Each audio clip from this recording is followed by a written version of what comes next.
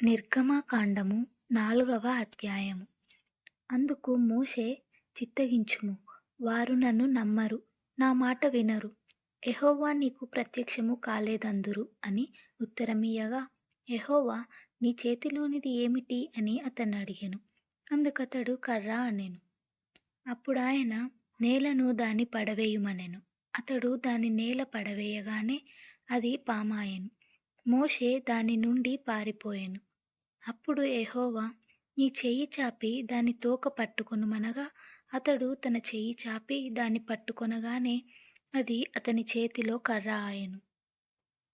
ఆయన దాని చేత, వారు తమ పితరుల దేవుడైన యెహోవా అనగా అబ్రహాము దేవుడు, ఇస్సాకు దేవుడు, యాకోబు దేవుడు నీకు ప్రత్యక్షమాయెనని నమ్ముదురనెను. మరియు యెహోవా, నీ చెయ్యి నీ రొమ్మున ఉంచుకొనుమనగా, అతడు తన చెయ్యి రొమ్మున ఉంచుకొని దాని వెలుపలికి తీసినప్పుడు ఆ చెయ్యి కుష్ఠము గలదై హిమము వలె తెల్లగా ఆయెను. తరువాత ఆయన, నీ చెయ్యి మరలా నీ రొమ్మున ఉంచుకొనుమనగా, అతడు తన చెయ్యి మరలా తన రొమ్మున ఉంచుకొని తన రొమ్ము నుండి వెలుపలికి తీసినప్పుడు అది అతని మిగిలిన శరీరము వలె ఆయెను. మరియు ఆయన, వారు నిన్ను నమ్మక మొదటి సూచనను బట్టి వినకపోయిన ఎడల రెండవ దాన్ని బట్టి విందురు. వారు ఈ 2 సూచనలను బట్టి నమ్మక నీ మాట వినకపోయిన ఎడల నీవు కొంచెము ఏటి నీళ్లు తీసి ఎండిన నేల మీద పోయవలెను. అప్పుడు నీవు ఏటిలో నుండి తీసిన నీళ్లు పొడి నేల మీద రక్తమగుననెను. అప్పుడు మోషే, ప్రభువా, ఇంతకు మునుపైనను నీవు నీ దాసునితో మాటలాడినప్పటి నుండి అయినను నేను మాట నేర్పరిని కాను. నేను నోటి మాంద్యము నాలుక మాంద్యము గలవాడనని యెహోవాతో చెప్పగా, యెహోవా, మానవులకు నోరిచ్చిన వాడు ఎవడు? మూగవానినే గాని, చెవిటివానినే గాని, దుష్టిగల వానినే గాని, గుడ్డివానినే గాని పుట్టించిన వాడెవడు? యెహోవానైన నేనే గదా. కాబట్టి వెళ్ళుము, నేను నీ నోటికి తోడైయుండి నీవు ఏమి పలకవలసినది నీకు బోధించెదనని అతనితో చెప్పెను.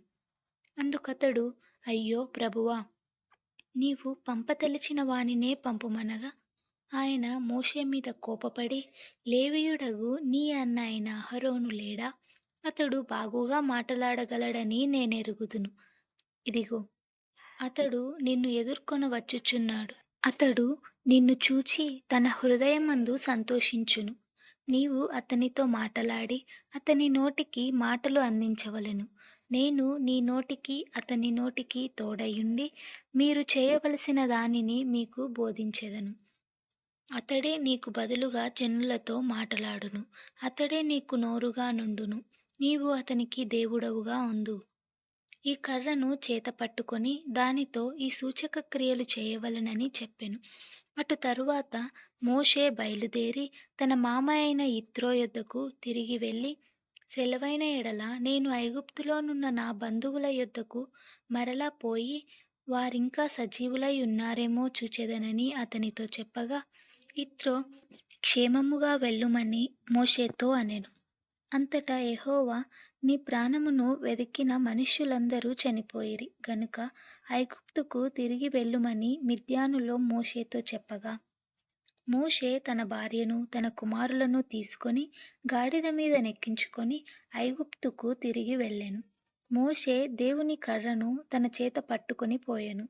అప్పుడు యెహోవా మోషేతో ఇట్లనెను, నీవు ఐగుప్తునందు తిరిగి చేరిన తరువాత చేయుటకు నేను నీకిచ్చిన మహత్కార్యములన్నీయు ఫరో ఎదుట చేయవలెను సుమి.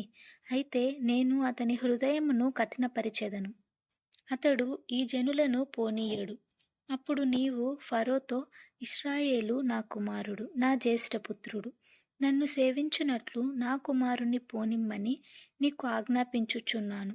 వాని పంపనుల్లని ఎడల, ఇదిగో, నేను నీ కుమారుని నీ జ్యేష్ఠపుత్రుని చంపెదనని యెహోవా సెలవిచ్చుచున్నాడని అతనితో చెప్పుమనెను. అతడు పోవు మార్గమున సత్రములో యెహోవా అతనిని ఎదుర్కొని అతని చంపజూడగా, సిప్పోరా వాడిగల రాయి తీసుకొని తన కుమారునికి సున్నతి చేసి అతని పాదముల యొద్ద అది పడవేసి, నిజముగా నీవు నాకు రక్త సంబంధమైన పెనివిటివైతివనెను. అంతటా ఆయన అతనిని విడిచెను. అప్పుడు ఆమె, ఈ సున్నతిని బట్టి నీవు నాకు రక్త సంబంధమైన పెనిమిటివైతివనెను. మరియు యెహోవా మోషేను ఎదుర్కొనుటకు అరణ్యములోనికి వెళ్ళుమని అహరోనుతో చెప్పగా, అతడు వెళ్ళి దేవుని పర్వతమందు అతని కలుసుకొని అతన్ని ముద్దు పెట్టుకొనెను. అప్పుడు మోషే తన్ను పంపిన యెహోవా పలుకమన్న మాటలన్నిటినీ, ఆయన చేయన ఆజ్ఞాపించిన సూచక క్రియలన్నిటినీ అహరోనుకు తెలిపెను. తరువాత మోషే అహరోనులు వెళ్ళి ఇశ్రాయేలీయుల పెద్దలందరినీ పోగుచేసి యెహోవా మోషేతో చెప్పిన మాటలన్నీయు అహరోను వివరించి జనుల ఎదుట ఆ సూచక క్రియలను చేయగా జనులు నమ్మిరి. మరియు యెహోవా ఇశ్రాయేలీయులను చూడవచ్చి తమ బాధను కనిపెట్టెనను మాట జనులు విని తల వంచుకొని నమస్కారము చేసిరి.